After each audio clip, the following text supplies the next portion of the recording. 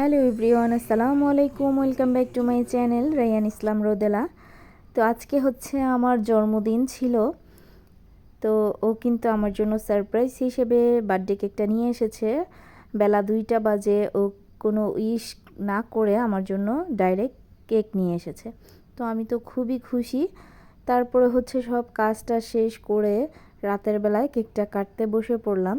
তো মেয়ে কিন্তু গরমের জন্য অতিরিক্ত গরম পড়েছিল আজকে। তো মেয়ে হচ্ছে অনেক গরমের জন্য ওর মনটা খুবই খারাপ, ড্রেস পরতে চাচ্ছে না এবং কোনো সাজুগুজুও করে নাই। তার মন খুবই খারাপ যে এত গরম কেন। তো যাই হোক, সব কিছু বাধা বিপত্তি পার করে কেকটা কিন্তু কেটেই ফেললাম। তো প্রথমে হচ্ছে মেয়ে আর আমাদের পাশের ভাবির মেয়েকে নিয়ে কেক কাটলাম, তারপর হচ্ছে হাজব্যান্ডকে নিয়ে আবার কাটতেছি। তো এই তো, সবাই আমার জন্য দোয়া করবেন। আর কত বছর হায়াত পাই জানি না, বয়স তো কমতেছে, বাড়তেছে না, বরং কমতেছে। মৃত্যুর সময় আস্তে আস্তে চলে আসতেছে, এটাই বলতে চেয়েছিলাম। তো যাই হোক, কেক কিন্তু কেটে সবাই খেয়ে ফেলেছি। আর খাওয়া সম্ভব না, এখন ফ্রিজে রেখে দিব।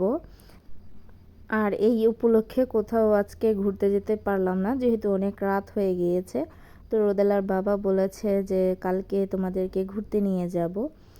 তো ও কিন্তু অনেক আনন্দেতে কেক খাচ্ছে আর গরম।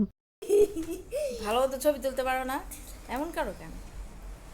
দেখেন বউ লেখছে, অথচ বউর প্রতি কোনো ভালোবাসাই নাই তার।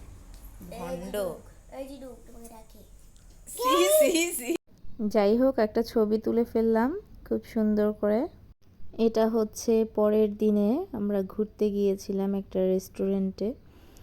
তো এর আগে আমার জন্মদিন সেলিব্রেশন করেছিলাম ভাই মায়ের সাথে, আর এবার করছি আমার হাজব্যান্ডের সাথে।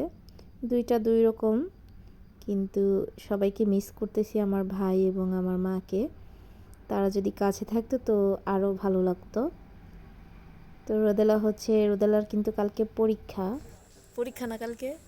কি করো তুমি? তুমি কি করতেছো? কোথায় আসছো? কালকে না তোমার পরীক্ষা? এই মেয়ে, এই বন্ড!